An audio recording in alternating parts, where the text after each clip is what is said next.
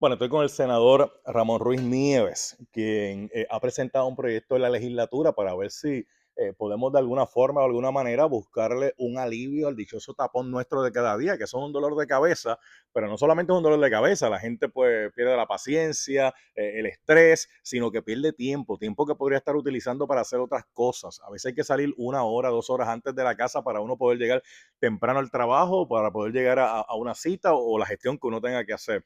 Pero eso también hay que añadirle el impacto al bolsillo, porque entonces se gasta más combustible mientras está en ese vehículo. Y entonces usted ha propuesto que en ciertas carreteras en Puerto Rico se puedan utilizar los paseos en unos periodos de tiempo en particular. Y me gustaría que usted le explique a la gente con detalles de qué se trata, senador. Bueno, algo bien importante, Pablo, y gracias por la oportunidad de dirigirme a tu radio audiencia.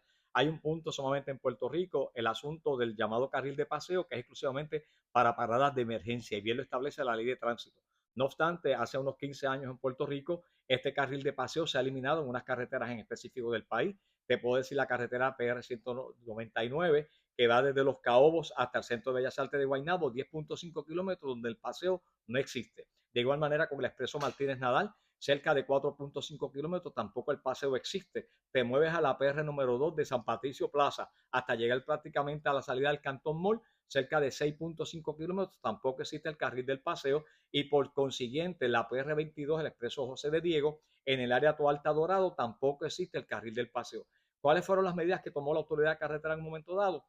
Preparar estos carriles, adaptarlos con las medidas de seguridad necesarias, señales de tránsito, delimitación de carril, todo lo concerniente, capacitando al conductor que ese carril sea eliminado por un tiempo determinado y con un horario específico para que esa congestión vehicular se pueda bajar en las horas pico, que es de 6 de la mañana a 9 de la mañana y de nuevo en la tarde de 3 y media a 6 de la tarde.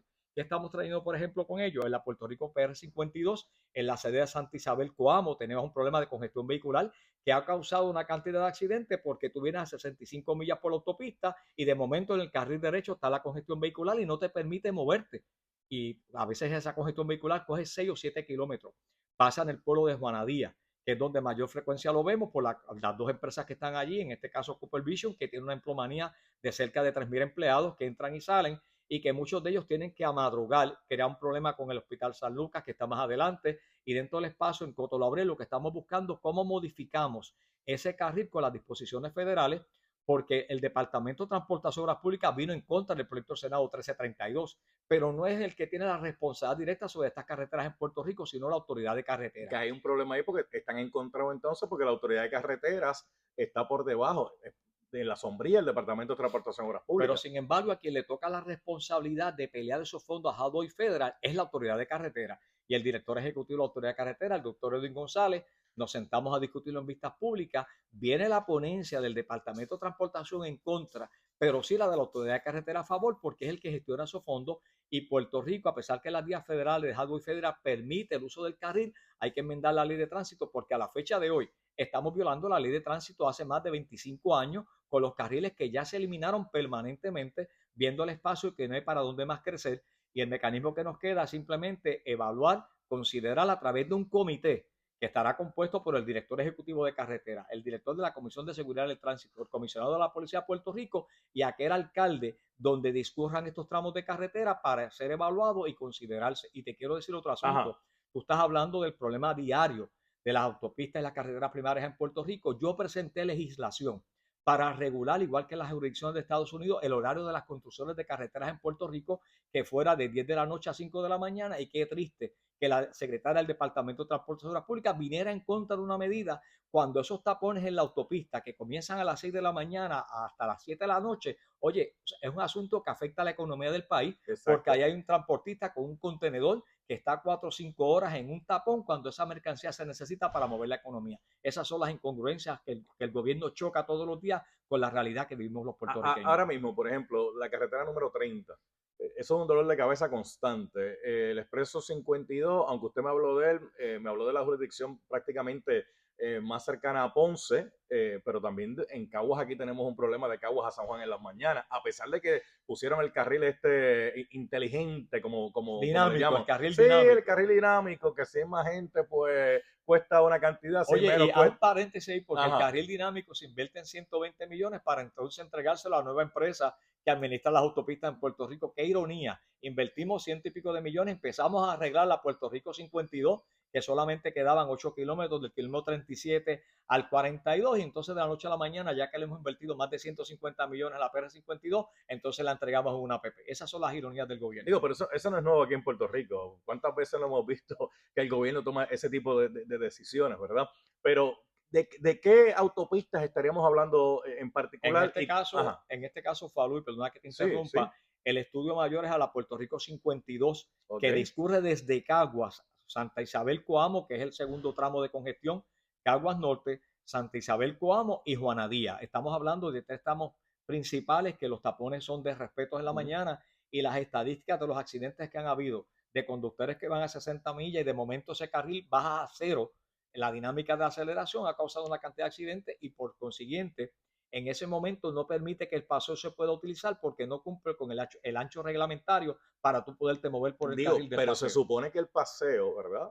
Se supone que sea un carril para De paradas de emergencia. emergencias. O Eso es sea, que así. si a alguien se le dañó el carro, un desperfecto, si alguien tiene una condición de salud, incluso las autoridades cuando tienen que rebasar el tapón, pues el carril que utilizan es el del paseo con las debidas precauciones. Si lo eliminamos, ¿cómo va a ser la cosa? El asunto es que se pueda capacitar la población como se hizo los otros tramos de carreteras anteriormente ante el flujo vehicular, y como dije al principio, que sean un horario intermedio, indicándole al pueblo que es un horario intermitente de 6 a 9. Nadie dice que los accidentes no sean a las 7 o 8 de la mañana, pueden ocurrir en cualquier momento del día, pero el asunto es que ya tú has capacitado con las señales de tránsito necesarias, con las modificaciones de seguridad, para que todo el que utiliza estos tramos de carretera sepa que se aproxima un tramo donde el carril del carril no existe, el carril de paseo no existe como parada de emergencia. Mire, ahora que usted menciona eso, me viene a la memoria cuando aquí se hizo el carril divergente o el carril diamante, Reversible. no el El carril diamante, diamante sí. que está ahí en el área de Gurabo. Mucha gente decía que iban a haber accidentes que como loco, porque entonces la gente va a estar entrando por donde se salía por donde se entraba y que la gente se va a confundir. Lo criticó mucha gente Sin embargo, hasta el sol de hoy allí no se reportó y un bajó la accidente. congestión vehicular que había en el área. Era un sistema que se modificó, se discutió con el Comité de Seguridad, con todos los integrantes, que es lo que pretende el O sea, es proyecto del cuestión de Senado educación. 1332, es capacitación y educación. Por ejemplo, tú vas en la autopista y te dice que hay una construcción más adelante, y la gente dice, ¿por qué colocaron los drones a 3 kilómetros antes? Para que cuando llegue la construcción ya tú sepas que más adelante hay una construcción para evitar los accidentes. Y precisamente se va capacitando la población. Oye, Falú, yo, sin salirnos del tema, Ujú. hay un asunto bien importante en nuestro país: la cantidad de las motoritas scooter estas que no cumplen con las regulaciones de seguridad necesarias, pero el Departamento de Transportación y Obras Públicas le otorga las licencias. Y dentro de esas licencias que se otorgan, hay sobre 35 a 40 mil de esas motoritas en Puerto Rico. Número uno, que los que las conducen no tienen la certificación para guiar motora. Número dos, cuando tiene un accidente van a centro médico y acá no le cubre.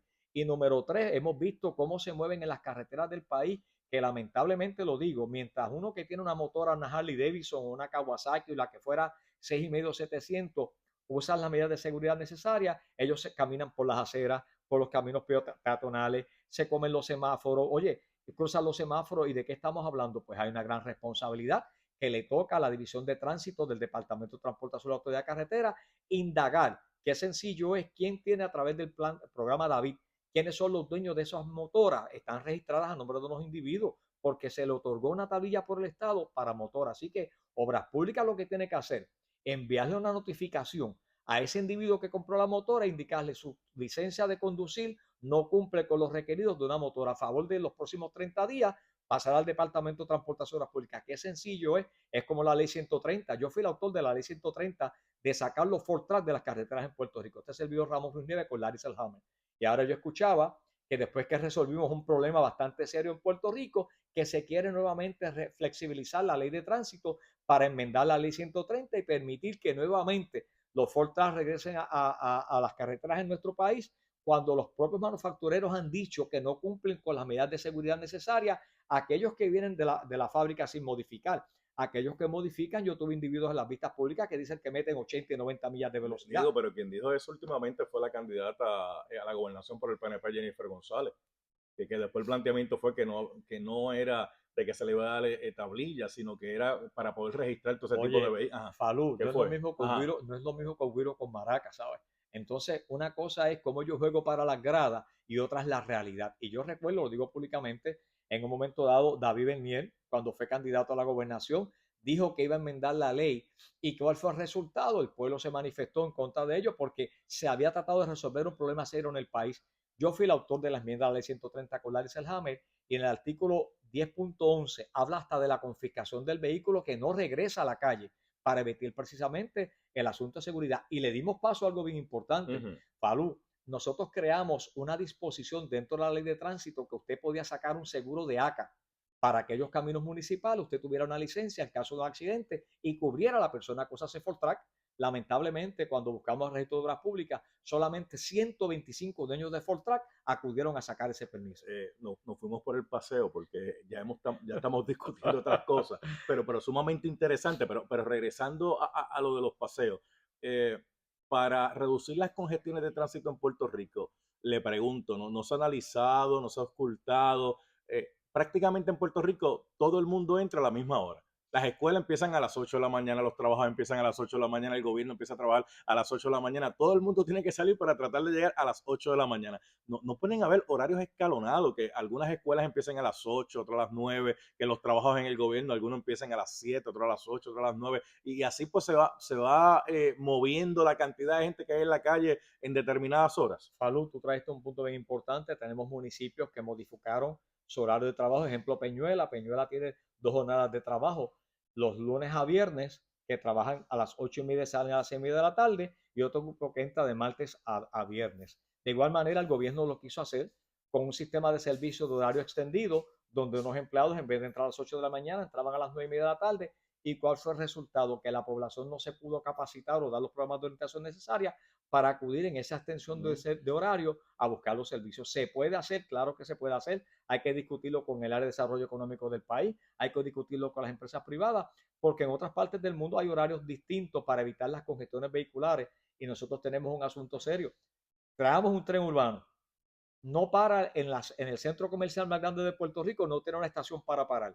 No para en el centro de las dos áreas deportivas, las dos gradas deportivas más grandes de Puerto Rico, tampoco para allí. Entonces, ¿qué hicimos?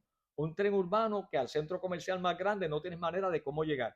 Un tren urbano donde el tapón empieza en Dorado y no hay una estación del tren urbano en Dorado para tomar el tren urbano. No termina en el viejo San Juan, ni empieza en Cagua, que la Puerto Rico 52, la congestión vehicular empieza en Cagua. La pregunta que nos tenemos que hacer: ¿desarrollamos un país sin mirar las consecuencias o sin modificar, o simplemente construimos por construir sin mirar cuál es el efecto? Y ese es el efecto que tiene el tren urbano y lo tengo que decir. Yo recuerdo que cuando se discutió que frente al Plaza Las Américas se estableciera esa central del tren urbano, no, esos terrenos pertenecen a la Guardia Nacional.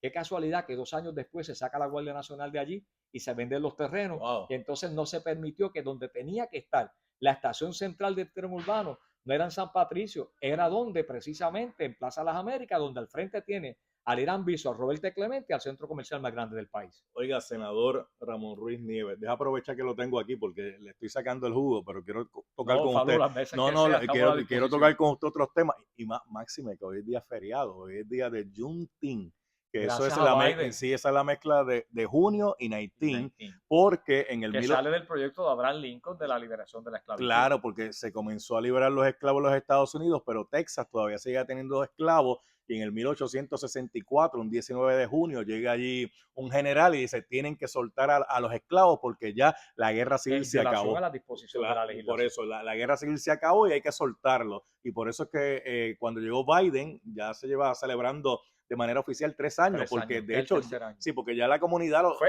el primer proyecto de ley de Biden, por ¿sabes? eso, porque ya la comunidad afroamericana ya celebraba esta fecha, pero oficialmente como día feriado fue bajo la administración de Biden. Pero aprovechando, oye, dimos hasta una clasecita ahí, De historia, de sí, historia. de historia ahí por encimita, pero aprovechando que lo tengo aquí, por fin, corazón, por fin comenzaron a mover el megatransformador de Luma.